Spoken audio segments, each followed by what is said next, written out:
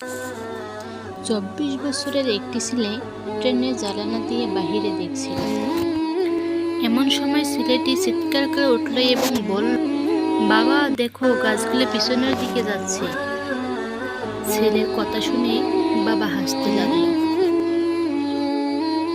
পাশে সিটে বসা দুটো লোক ছেলেটার দিকে চেয়ে থাকতে লাগলো।